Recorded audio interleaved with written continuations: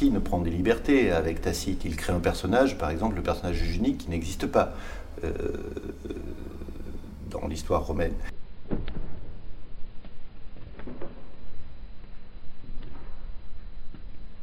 Moi j'ai vraiment l'impression, puis c'est ce qu'on disait avec Jean-Louis, qu'elle n'existe quasiment qu'à travers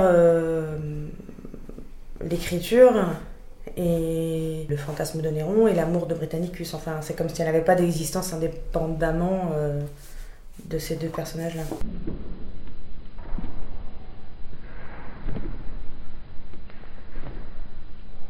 Quand Néron dit Néron est amoureux, Néron il est amoureux d'un fantasme. C'est-à-dire, qu'est-ce qui s'est passé? C'est-à-dire qu'il a fait enlever Junie dans son rapport à Britannicus parce qu'il pensait qu'il s'agissait de déstabiliser ce couple qui pouvait présenter un danger de par leurs origines, de par leur ascendance.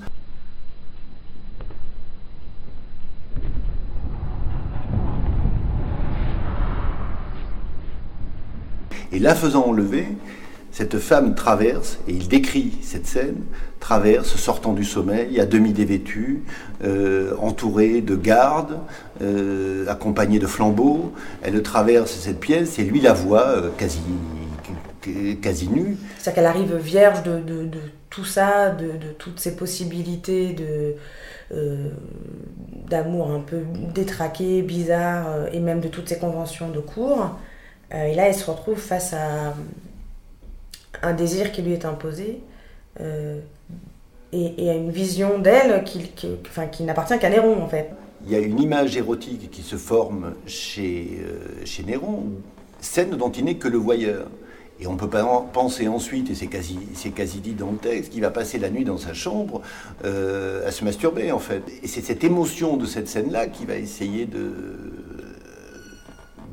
revivre. Et à partir de là, il dit « je suis amoureux ». Je suis amoureux de quoi? Je suis amoureux d'une image. Elle représente une image projetée qu'elle vient incarner bien malgré elle. Pour Néron, elle n'existe pas en réalité. Enfin, ce qui l'intéresse, c'est absolument que ce qu'il projette sur elle, c'est-à-dire le regard qu'il pose sur elle. Et tout son parcours dans la pièce va être d'essayer de rentrer, elle aussi, finalement, dans la manipulation de l'autre pour s'en sortir, enfin pour sauver Britannicus et pour...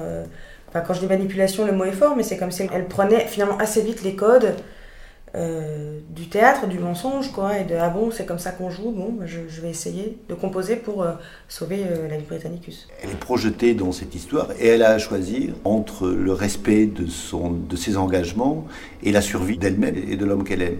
Donc elle est prise dans une double contrainte et la seule façon de s'en échapper, c'est de sortir de l'histoire et au bout du compte d'aller chez les Vestales, qui est le cœur de la conscience romaine. De se retrouver au cœur de Rome, dans le rapport au Dieu, en plus à la divinité, donc de placer la seule chose qu'il puisse avoir au-dessus de Néron, fait qu'elle lui échappe et qu'il n'aura pas ce qu'il veut, définitivement.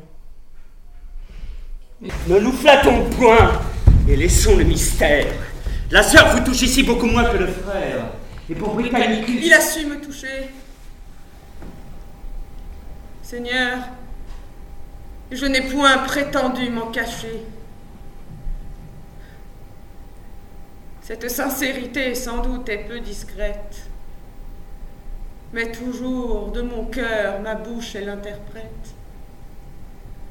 Absente de la cour, je n'ai pas dû penser, Seigneur, qu'en l'art de feindre il fallut m'exercer.